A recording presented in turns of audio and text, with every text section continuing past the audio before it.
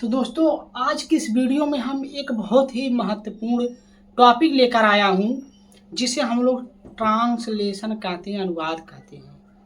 तो दोस्तों अनुवाद जो है आपके दैनिक जीवन में बहुत ही महत्वपूर्ण है और चाहे आप इंग्लिश पढ़ें या ना पढ़ें, जो है अनुवाद आपको आना जरूरी है। दोस्तों अगर आप भी इंग्लिश पढ़ते हैं तो अनुवाद को अगर आप भी सीखना चाहते हैं एकदम जीरो से, तो दोस्तों आप सही चैनल पे आए हैं। तो चलिए शुरू करते हैं। तो पहले नंबर जान लीजिए कि ट्रांसलेशन और अनुवाद आखिर क्या है। अगर आप भी कोई, जैसे मान लीजिए कोई अगर एक भाषा है उसी को दूसरे भाषा में कन्वर्ट कर दीजिए, बदल दीजिए, उसी को हम कहते हैं अनुवाद या हिंदी में जो है ट्रांसलेशन कहते हैं और इंग्लिश में इसे ट्रांसलेशन कहते हैं और हिंदी में अनुवाद कहते हैं। चाहे जो भी भाषा का हो, चाहे वो संस्कृत से हिंदी या हिंदी से संस्कृत या इंग्लिश से जो है हिंदी या हिंदी से जो है इंग्लिश में जो है बदलने की प्रक्रिया को ही हम लोग क्या कहते हैं, ट्रांसलेशन कहते हैं, अनुवाद कहते हैं।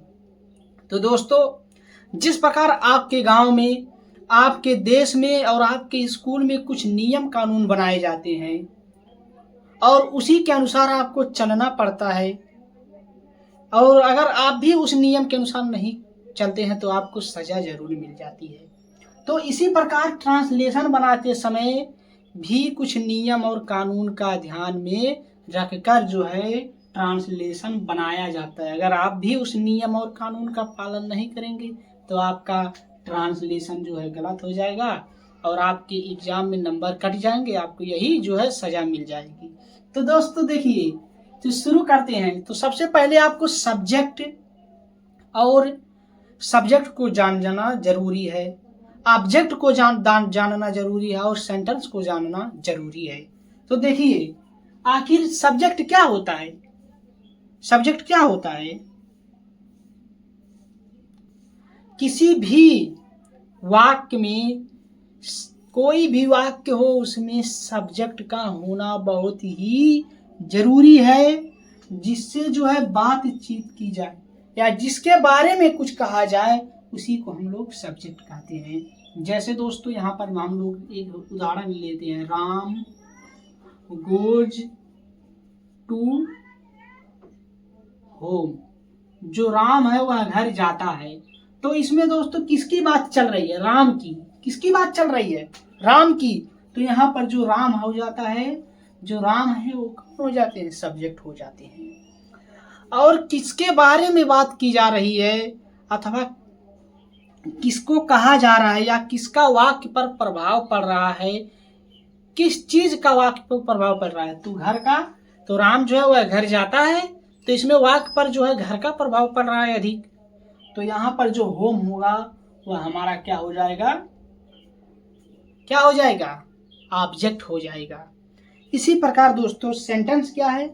अर्थपूर्ण शब्दों का समूह ही क्या कहलाता है? सेंटेंस कहलाता है, वाक्य कहलाता है। अगर उसका अर्थ पूर्ण है तो वह सेंटेंस है अथवा वह सेंटेंस नहीं है, अगर उसका अर्थ पूर्ण नहीं है। जैसे राम गोज, राम गया, कहाँ गया, इसका अर्थ पूर्ण नहीं है। जब इसमें टू होम लगा दिए तो एक पूरा क्या हो गया? सेंटेंस हो गया। इसी को हम सेंटेंस कहते हैं। तो इतना आप लोग जान गए होंगे। तो इसके बाद दोस्तों हम लोग बात करते हैं कि आखिर टाइप ऑफ सेंटेंस, वाक्य के प्रकार कितने होते हैं। तो दोस्तों देखिए वाक्य के जो प्रकार होते हैं वह 5 प्रकार के होते हैं। वाक्य टाइप ऑफ सेंटेंस दोस्तों 5 प्रकार के होते हैं। तो देखिए यहाँ पर दिया हुआ है। तो देखिए पहला असर्टिव, इंट्रोगेटिव, उसके बाद इंपरेटिव, एक्सक्लेमेटरी, ऑप्टेटिव सेंटेंस। तो देखिए असर्टिव सेंटेंस क्या है? साधारण वाक्य। असर्टिव सेंटेंस के भी 2 भाग हैं, अफर्मेटिव और निगेटिव। अफर्मेटिव और निगेटिव, ये बात आपको ध्यान में रखना है। अगर आप भी ट्रांसलेशन बनाते समय जो है असर्टिव सेंटेंस के 2 प्रकार पढ़ना पड़ेगा, एक रहेगा अफर्मेटिव और एक रहेगा निगेटिव। उसके बाद देखिए इंट्रोगेटिव। इंट्रोगेटिव मतलब क्या होता है? प्रश्नवाचक वाक्य, जिसमें प्रश्न पूछा जाता हो, है उसे हम क्या कहते हैं? इंट्रोगेटिव सेंटेंस कहते हैं। उसके बाद दोस्तों इम्परेटिव सेंटेंस आता है। तो इम्परेटिव सेंटेंस जो होता है आज्ञा सूचक वाक्य, जिसमें जो है आप लोग किसी को आज्ञा दे रहे हैं या प्रार्थना कर रहे हैं या सलाह दे रहे हैं या आदेश दे रहे हैं, उसी को हम कहते हैं इम्परेटिव सेंटेंस, आज्ञावाचक वाक्य। उसके बाद एक्सक्लामेटरी सेंटेंस क्या है? विषयादिबोधक वाक्य।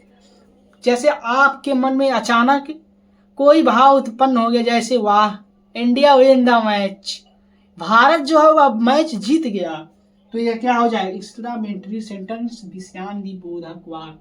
ऑप्टेटिव सेंटेंस क्या होता है? ऑप्टेटिव सेंटेंस क्या होता है? कामनावाचक। जैसे हे भगवान जो है मुझे बहुत सारी पैसा दे दीजिए, तो यहाँ पर क्या हो रहा है? आप कामना कर रहे हैं। या मुझे जो है एक बड़ा आदमी बना दीजिए, यहाँ पर आप क्या कर रहे हैं? कामना कर रहे हैं। तो यहाँ पर क्या हो जाएगा?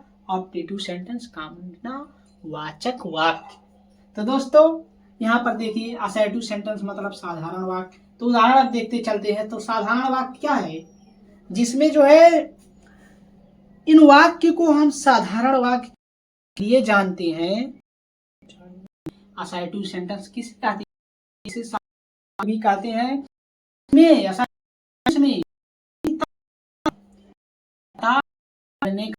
का है, जैसे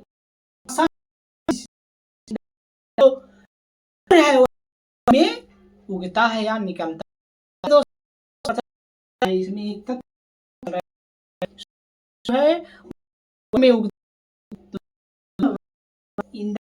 हमारा है। के बाद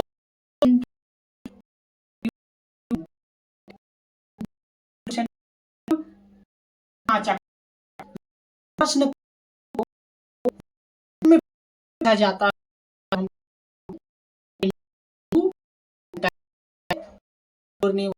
फादर ने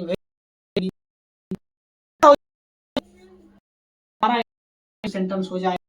व्हाट इज योर जाएगा सेंटेंस। उसके करते हैं सेंटेंस को दोस्तों वाक्य कहते हैं या आज्ञा सूचक है, जिसमें किसी को आज्ञा या किसी की जाए, उसी को हम क्या कहते हैं? सेंटेंस आज्ञा वाक्य से। इसका हम देख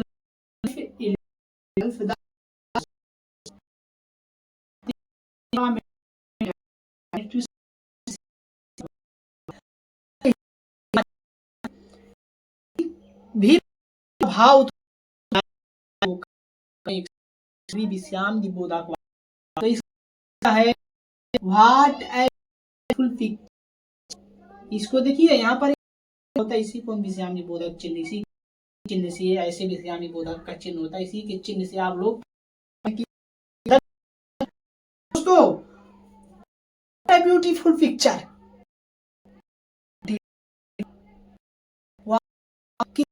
ब्यूटीफुल पिक्चर है, कितना है अच्छा। उसके बाद हम लोग बात करते हैं ऑप्टेटिव सेंटेंस। ऑप्टेटिव सेंटेंस वाचक वाक्य कहते हैं। जैसे may you proposal in life दोस्तों हो जाता है लेसन के टाइप ऑफ सेंटेंस आता है। दोस्तों एक बात और, भी ट्रांसलेशन बनाते हैं तो ट्रांसलेशन बनाते समय कुछ बातों को ध्यान में रखना है। जैसे पहले नंबर आप वर्ब की खोज, इसकी वर्ब की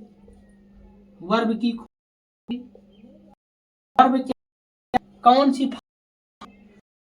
क्रिया लगेगा। उसके बाद आप लोग सब्जेक्ट करते हैं, सब्जेक्ट करेंगे, वर्ब की खोज, उसके बाद दोस्तों की खोज करेंगे, फिर ऑब्जेक्ट की खोज करेंगे। आप निर्माण है या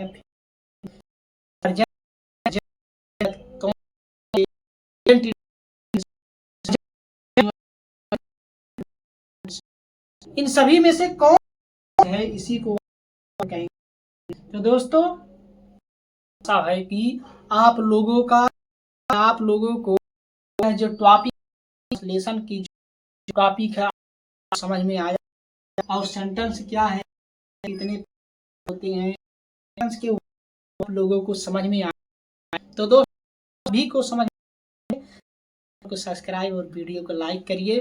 अब आप लोगों को अगले वीडियो में हम बताएंगे ट्रांसलेशन चालू करने प्रेजेंट। तो दोस्तों मिलते हैं नेक्स्ट वीडियो।